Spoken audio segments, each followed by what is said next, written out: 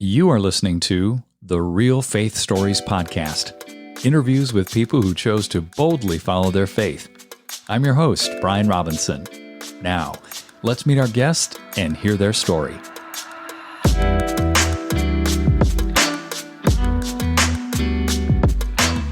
Darris, very excited to speak with you today. Welcome to Real Faith Stories.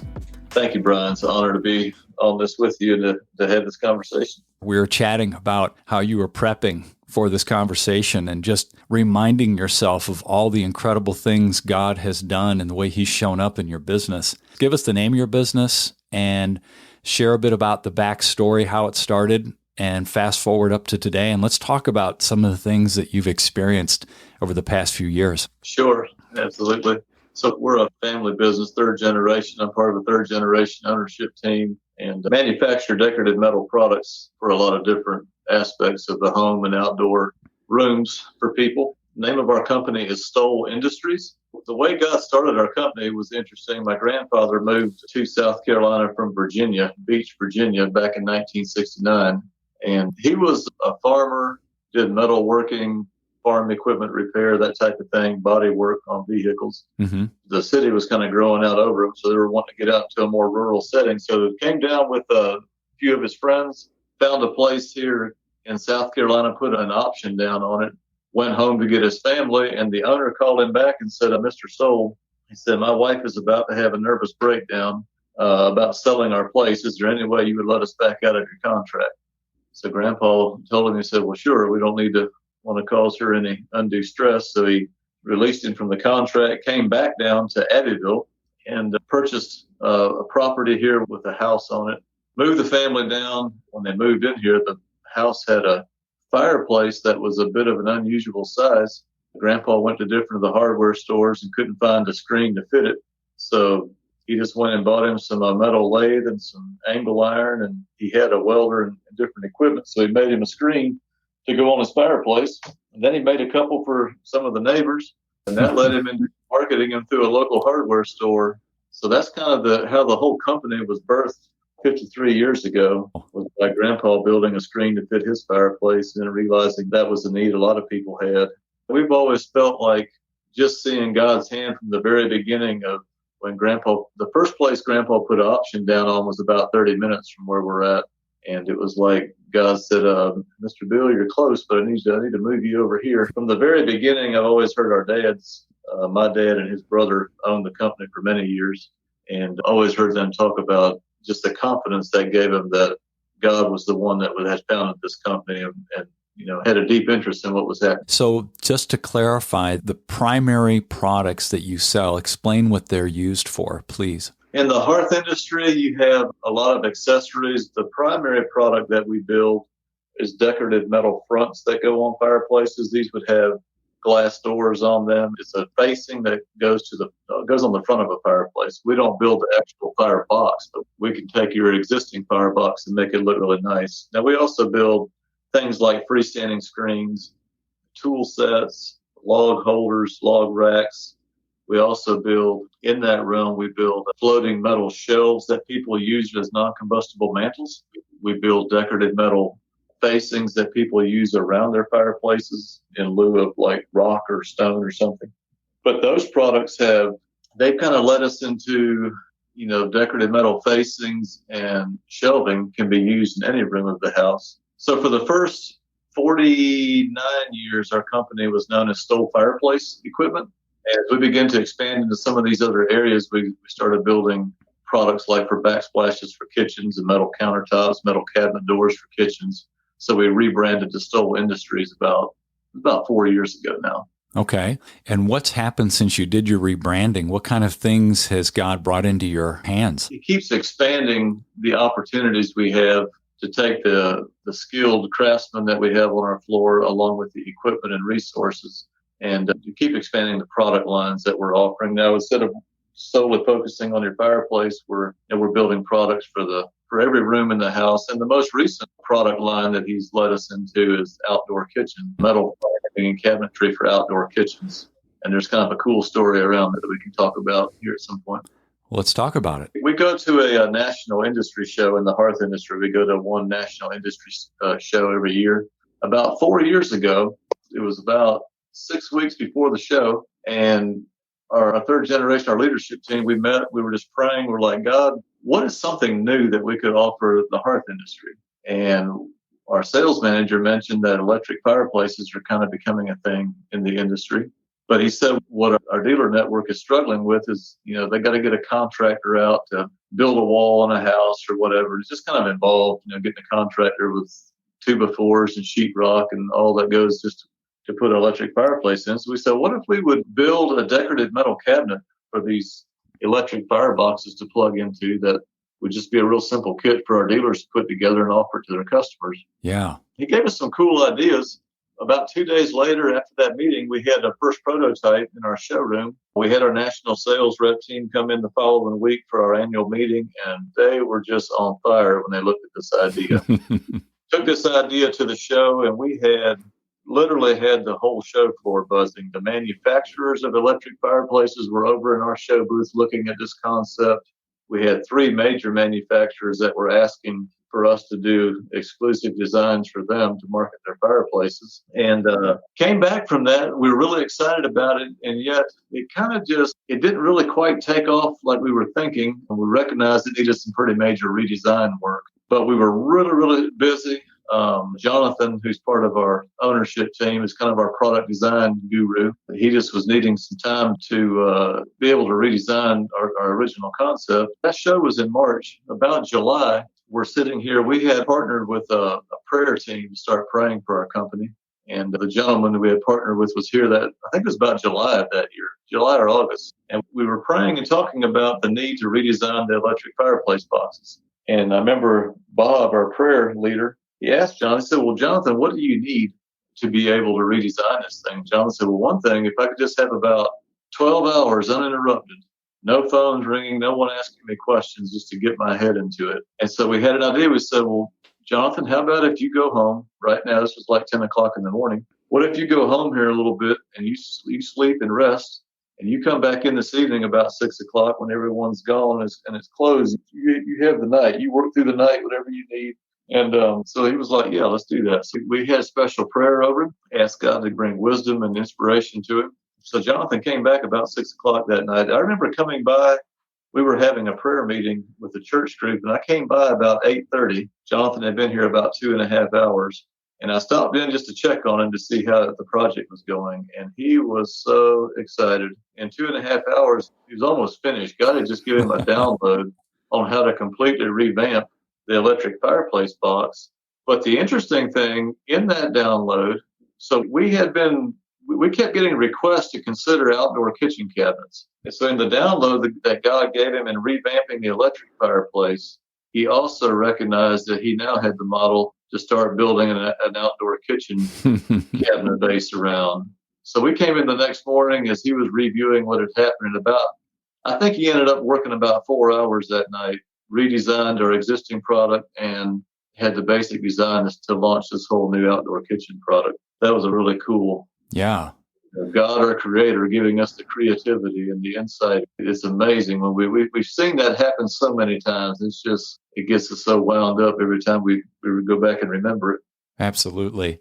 I'm just thinking, Darris, about how what looked to be a roadblock, yes, was handled in a way that you decided to pray through that roadblock, as opposed to freaking out, running around, trying to find other resources. All the resources were already there, weren't they? Correct. Exactly. What an encouragement. Yes. So what's happened since this redesign? Well, interesting enough, the electric fireplaces never have really taken off. I still think their moment is coming, but the outdoor kitchen product that we're developing and have started marketing now for about the last year, that is taking off and catching fire. We've had multiple of our sales reps tell us in the last couple of months they think this product line will become bigger than all of our other product lines combined. Who would have thunk it? We're in the middle of revamping our production flows and all to be able to handle that kind of growth. How exciting. That is great. Yes. Well, it sounds like the cornerstone of your approach to business really is rooted in prayer.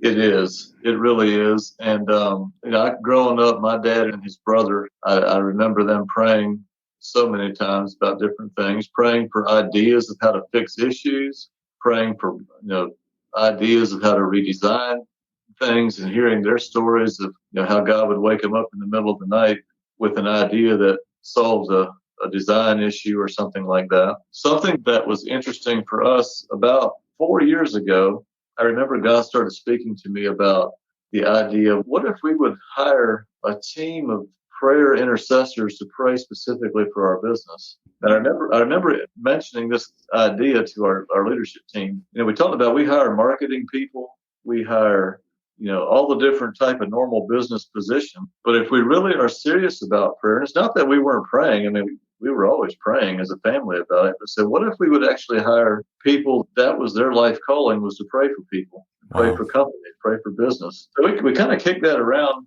Well, about 6 months later, the 5 of us third generation owners attended a Heaven in Business conference in Redding, California. And we're sitting there the first day, and these 2 gentlemen are doing an interview. One of them is an intercessor prayer warrior. The other is a businessman like us. And they're talking about how the businessman had an idea. It was in the health industry, I think. But he was hitting major roadblocks and recognized he was going to need some high-powered prayer, so he hired this prayer guy. And I'm elbowing the guys beside me. I said, guys, that's exactly what we talked about. So we ended up having a conversation and with this prayer guy, who was Bob Perry. So he ended up agreeing to come and build and lead a prayer team over our company. That happened about 3 years ago. And so while prayer has always been a key foundational part of how we operate and run, God has just shown us so many different ways for that to expand. And really it becomes, rather than oh yeah, we ought to pray about it, it becomes, well, let's go pray and see what we need to be thinking about next. It starts coming on the front end of things rather than on the back end of things. Wow, what a great point. It seems like we tend to use prayer as an afterthought many times, right? And you guys have made this the focal point to really expand your whole planning process, it sounds like. We can call ourselves the owners, and we are. Technically, we're the owners of it. But if we actually believe that it is God's business and that He can and will use it to build and expand His kingdom, why wouldn't He have a very vested interest on the front end of everything to give us wisdom, give us creativity, to give us ideas and concepts that are revolutionary, if He knows that the business is yielded to Him to use it for His glory?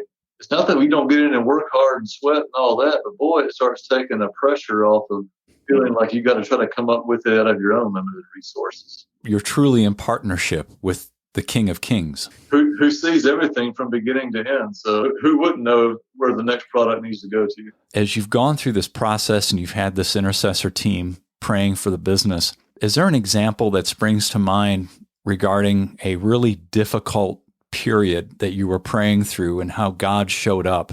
It wasn't one of those, we prayed and we all of a sudden got this answer right away. Can you think of something like that's happened and how you worked through it? One of the most recent ones was the whole COVID issue that hit last spring. We had a lot of momentum going January, February. We were at our national show in March. When COVID hit, we actually had to leave the show a day early. So all of a sudden you go from where, we were running 20, 25% growth, new ideas, people excited, to we sell to a network of retailers. So most of their stores got closed down. Well, all of a sudden we had a 3-month period where we had 80 guys out here and our sales were, they were all 50 to 60%. And so with our prayer team praying through that time, the words that we were getting through prayer was to keep our team here, to keep them busy, keep them working and pay for them, to pay them. And we realized that it was an opportunity. So let me back up and just explain a little bit. Our plant has grown through a series of 4 buildings that were added over time. So our production flow had gotten really scrambled with each addition. So the word that we got during this difficult time, it came through prayer, was like, look, this is your opportunity. Take your crew and just revamp your entire production floor. So we did. Because we're metal fabricating, we had the skill and the equipment. We built our own paint booths. We built our own sanding booths. We built a lot of our own new racks and tables and things like that. But we kept the crew busy. I think it was only one piece of equipment that didn't move. We have 80,000 square feet of floor space. Everything else got completely moved and reshuffled. Now, the other very interesting thing that came through prayer during that time, so this was like March, April, May, and into June. About the middle of May, we were full blown into all this revamping and hardly any actual work, orders that we're actually working on. Mm-hmm. About the middle of May, in one of our prayers, we got a word from God saying that you need to have this reshuffle finished by July 4th because you're going to get busy again. Wow. And so we're like, okay. So we kind of stepped up the pace a little bit because, we kind of were operating with, we probably have the rest of the year to do this. So we said, okay, so let's get her done. So we ramped up our renovation projects and ended up finishing, I think, the week after July 4th. But what was so interesting, 2 weeks before the end of June, so the middle of June, all of a sudden our orders jumped back up to like 35% over what they normally would have been. They've been running that level ever since.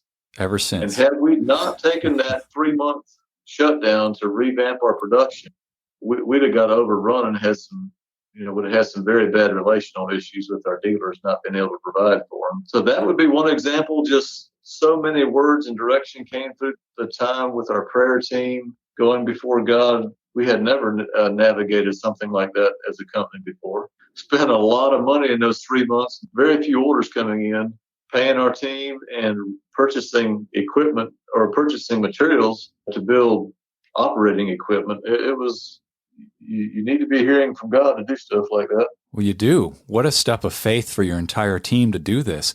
How hard or easy was it to come into agreement when you received that counsel to revamp everything? Was that absolutely, we'll do this? Or did you guys have to pray through that decision? When that word came through prayer, it was pretty much like everyone was like, yeah, that's it. Yeah. We felt God on it. That's great. Yeah, that's about the only way I know to explain it. It wasn't like a lot of agonizing wrestling over it. It was just a quiet, God's telling us to do this, so it's his company. This is what we're hearing. We'll go after it. If we're hearing wrong, we believe he'll redirect us. So. Yeah, that's a huge point. If we're hearing wrong, we believe he'll redirect us. I think a lot of us feel as though decisions are permanent, right? Correct. And that's not the case, is it? Correct. That's right. And, I think there are times when we're, you're sensing that God is saying something. And so you step out in a step of faith and of confidence and wanting to be obedient. And maybe it wasn't exactly what he was communicating to us, but I think sometimes he says, "Hey guys, we got to get on board and back these fellows up. They're stepping out, in faith with us. We need to get their back here." So I think he does that for us sometimes. Oh, I can relate to that. One of the things that you mentioned is that you say God is really interested in every detail of your business and lives and has a strong desire to use the business as a platform to bring the kingdom to the world. Explain that a little bit. How do you feel like your business is a platform to bring the kingdom to the world? Part of our journey in processing that, Jesus sent his disciples out. He said, these are the signs that are going to follow people that are followed in my kingdom. They're going to heal the sick. They're going to raise the dead. They're going to cast out demons. In other words, there's going to be demonstrations of power. One of the things that we've been praying and just asking God how to journey with is, what does it look like for a business in a small community? What would it look like for this place to become known that, hey, if I'm dealing with a physical sickness or ailment, there's people there that will pray and I actually would experience healing. That's been part of the journey we're on. We've had some neat stories with that in the last year and a half specifically. One gentleman in our powder coating area, not a believer, wasn't anti-God, but just wasn't into it. But his back was giving him a fit for a couple of weeks. And we drummed up our courage enough one day to say, "Jeff, would you mind stepping in the break room? We'd love just to lay hands on you and pray." Of course, he's hurting bad enough. He's like, "Sure, I'll try anything if it might help." So we brought him in, laid hands on him, prayed over him, and he went back out. Nothing happened that afternoon. The next morning, he's in the paint booth painting. Back is hurting him. And all of a sudden, he would describe it. He said it felt like a fist slammed me on my lower back. He said I flew back and like actually slammed into the side wall of the paint booth. And then I stood up and I realized that my pain was gone. He said it felt like there were hot hands on my back the rest of the day. Now, this guy's not a believer, but he is telling people that God healed him. And interesting enough, he had lost an eye previously in a chemical accident at a previous job. And so he's been kind of kidding and joking with us ever since that if God gives his eye back, he said, I'll hit the road preaching for him, he said. That's been an interesting journey with him. Had another gentleman here 3 weeks ago who's having major heart issues. His heart was down to, I think it was down to 25% functioning, which how he was still here working, I don't know. He's in his 60s, been here about 30 years. We've been praying, different people have been praying and praying for God to bring his heart back. And he had some restoration, but he had went in 3 weeks ago. He was scheduled to go in and have a procedure done to put stents in his heart. And we had a special prayer over him that weekend before he went in. He gets to the hospital on Monday, and they look at him and they say, what are you doing here? He said, well, I'm here for my procedure this morning. They were like, well, didn't you get the voice message we left you Friday night? He said, no. They said, well, your last test that we ran on Friday shows your heart doesn't need any work anymore. It's in good shape. Now, this guy, again, I wouldn't say he was a believer necessarily, but he has been telling over and over, just telling people around the plant that I think this prayer thing actually works. God healed my heart. I love it. That has been so interesting to hear him sharing those testimonies. You asked me about, just details about what it looks like for God to be interested in the details of the business. So the physical health of people, even when they're not necessarily in the kingdom or believers, he still cares and wants to heal and show himself strong for them. The other area it's been absolutely amazing for us, one of the other areas, he has provided specific people like that specialize in different things that we've needed. We have a couple of times in our 50-some years, we've posted like for jobs or advertised for jobs, but only a couple.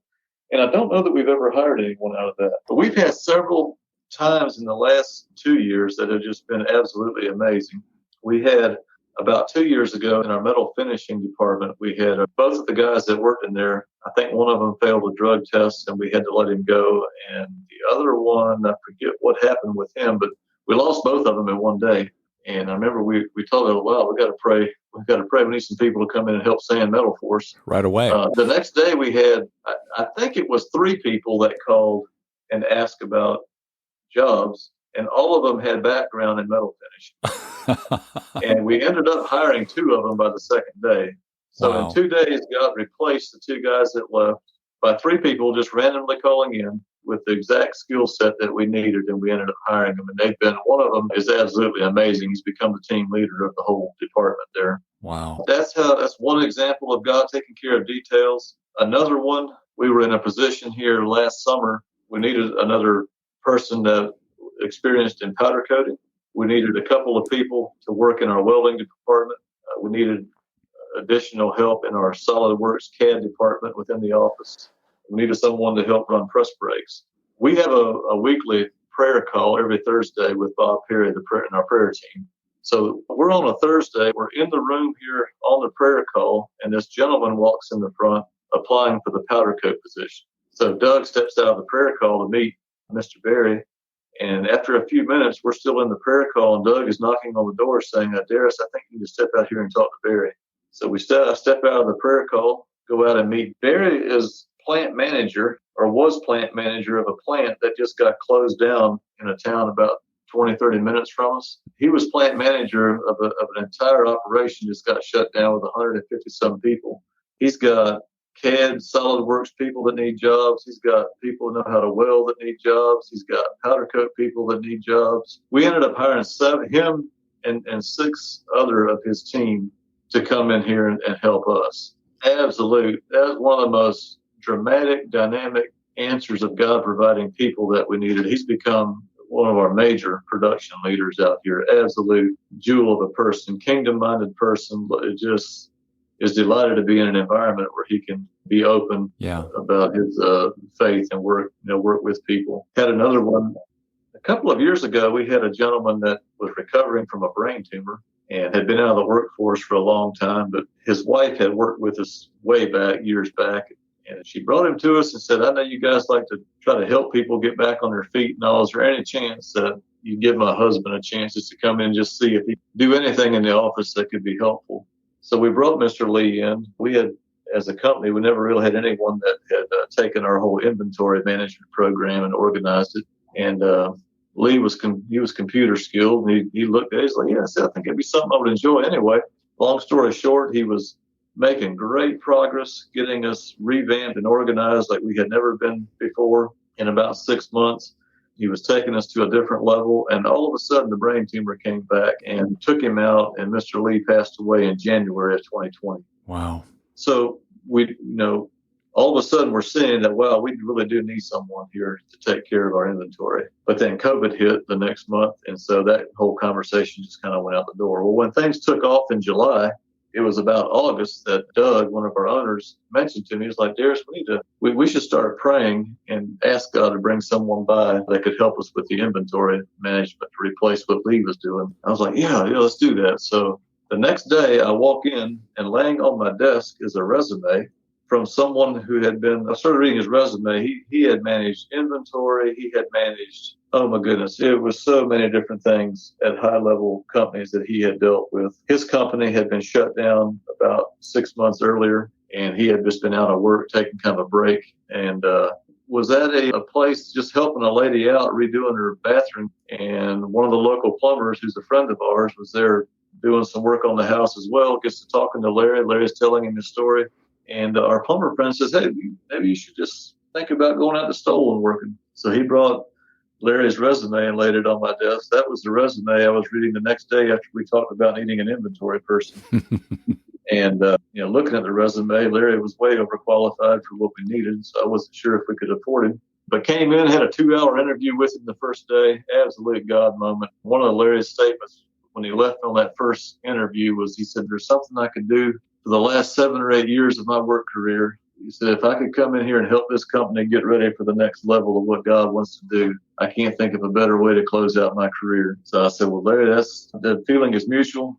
I know the salary you were earning and what you're worth is quite a bit out of the field of where we've been at. Let's just go pray and see what God has in mind. So that's how we left it. Met with our team. We all felt like, definitely need him. More than likely can't pay him close to what he's probably worth. But we prayed. We landed on a particular dollar per hour figure that we felt God was saying. I emailed that to Larry the following Monday. He emailed back in about 30 minutes and just kind of grinning. He said, I'm not surprised what you offered me. So my wife and I were praying over the weekend. That's the exact figure we landed on. So he said, let's sign this up and go at it. Don't you love that, Darris? You talk about confirmations that you're on the right. Yeah, it's just, so he's been here for about a year now and is helping us initiate our whole lean manufacturing journey, which is absolutely revolutionizing what's happening out here on our floor. It's been an absolute godsend. But anyway, I'm not sure if that's exactly what you were after, but that's a few examples of God being in the details. It's exactly what I'm after. I'm sure people listening to this are just eating these stories up. This is so good. I would suspect that you have other business owners who have been watching your business and are saying, how can we integrate this into our culture? What do you share with people that ask you that kind of thing? Basically, the stories of what I've been sharing with you is interesting enough. We had about 3 months ago, we partnered with a gentleman by the name of Ford Taylor to come in. He teaches transformational leadership. And he spoke to our entire team here at our Monday morning plant meeting. He just spoke about 2 minutes, and he told the team, it was his first visit to the plant, but he told the entire group out here that what God is doing here at Stoll, he said people from all over the country are going to come to look and to try to understand what it looks like for God to be involved in something. Wow. The next day, we get a call from one of the executives at Spinks gas stations. Their owner is a believer, but this was one of his top executives, and his question was, we're interested in pursuing more of a visible presence of God in our whole environment. And someone recommended that we would come to Stoll and hear what God's doing there. That happened the day after Ford made that statement. So he comes down and meets with us. And I just started sharing stories with him like I'm just sharing with you. And we both stood out here on the floor with tears coming out of our eyes, thinking about what would it look like for people at a Spinks gas station to be pumping gas and just this, I don't know what I'm feeling, but something feels so different when I'm in this environment. I can feel love. I feel valued.